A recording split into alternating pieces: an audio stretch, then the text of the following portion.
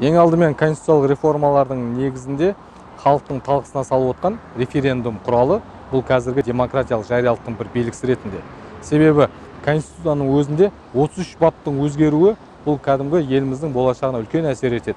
Оны біз халықтың деңгейінде қарапайым түсінуіміз қажет. Себебі әрбір қадамымыз ертең осы ата заңның негізінде фундамент ретінде бекітіледі. Сол ең алдымен бұл жариялықтың негізі. Еліміз суперпрезиденттіктен қарапайым парламентті мықты президенттік басқару формасына ауысады. Және сонымен қатар жергілікті өзін-өзі басқару билігінің статусы, яғни мәртебесі де жоғарылай бастайды. Бұл дегеніміз жалпы президент өзінің құзыреттілігін халықпен бірге бөлісіп отыр деген сөз.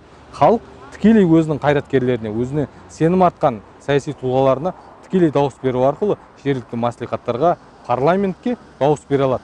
Және егер олардың уәделері орындалмаған жағдайда оны қайтарып алу толық құқығына ие болады.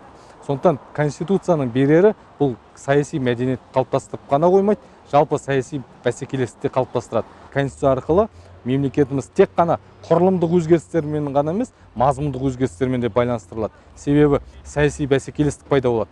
Саяси бәсекелестік бар жерде сапа, сан да көрінеді. Яғни бұл жерде бағдарламалардың креативті ұсыныстары халыққа жағымды болатын болса, олар сол ұсынысқа дауыс береді ертеңгі күнде. Және сол ұсынысты мемлекеттік деңгейде, жергілікті деңгейде жүзеге асыруға толық мүмкіндік береді. Бұл дегеніміз не? Халық пен билік өзінің жауапкершілігін тең артылып отыр. Бұрын тек қана президенттен сұрайтын еді халық әрбір мәселені. Қазір халық өзінен өзі сұрайтын болады. Яғни билік конституция бойынша халықтікі болатын болса, осы бүткіл жауапкершілік ата заңдағы халыққа негізделеді.